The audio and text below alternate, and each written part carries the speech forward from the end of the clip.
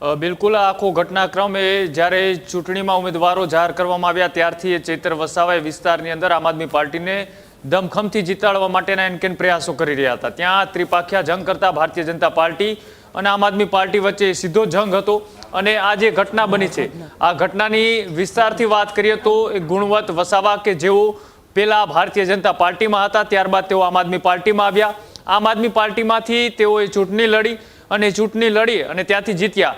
ત્યાંના આખા સમીકરણની વાત કરીએ તો ત્યાં નેત્રંગ તાલુકા પંચાયત બનાવવા માટે આમ આદમી પાર્ટી પાસે 8 બેઠકો હતી, ભારતીય જનતા પાર્ટીમાં પાસે 7 બેઠકો હતી અને કોંગ્રેસ પાસે 1 બેઠક હતી।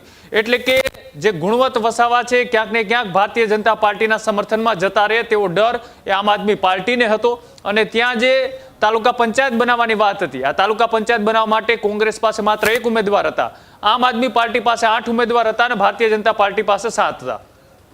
એટલે આમ આદમી પાર્ટીએ તમામ ઉમેદવારોને એ મહારાષ્ટ્રના શારદા ફાર્મ ખાતે છે તે રાખવામાં આવ્યા હતા, એટલે કે રિસોર્ટ પોલિટિક્સ કરવામાં આવ્યું હતું।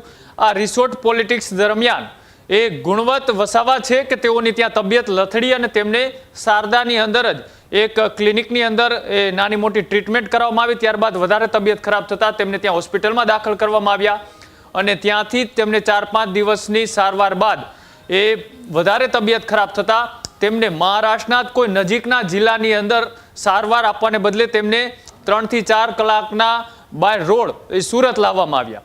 સુરતની હોસ્પિટલમાં તેમને દાખલ કરવામાં આવ્યા, ત્યાંથી તેમની તબિયત વધારે ખરાબ થઈને તેમનું મૃત્યુ થયું। એટલે કે આખી આ જે ઘટનાક્રમ છે તેમાં ગુણવંત વસાવા કે તેમના દીકરાએ પણ આક્ષેપો કર્યા છે। તેમના દીકરાએ કહ્યું છે કે આજ દિન સુધી મારા પિતાશ્રીને કોઈ પણ જાતની બીમારી નહોતી કે ન તો કોઈ એ દવા લઈ રહ્યા હતા। આ તમામ વસ્તુઓ ન હોવા છતાં પણ તેમનું જે મોત થયું છે તે શંકાસ્પદ મોતના આધારે અનેક તર્ક અને વિતર્ક લગાડવામાં આવી રહ્યા છે। શું આ પોલિટિક્સના કારણે તેમને પ્રેશર કરવામાં આવ્યું અને શારદા ફાર્મની અંદર તે રાતે શું બન્યું હતું તે પણ અત્યારે ચર્ચાનો વિષય બન્યો છે, કેમ કે ચૈતર વસાવાને ડર હતો કે ગુણવંત વસાવાએ ભારતીય જનતા પાર્ટીના ખેમામાં જતા રહીએ તો નેત્રંગ તાલુકા પંચાયત છે તે ભારતીય જનતા પાર્ટી પાસે જતી રહે। નેત્રંગ પંચાયત માટે ભારતીય જનતા પાર્ટી પાસે 7 હતા ઉમેદવારો અને કોંગ્રેસ પાસે 1 હતા અને આમ આદમી પાર્ટી પાસે 8 હતા।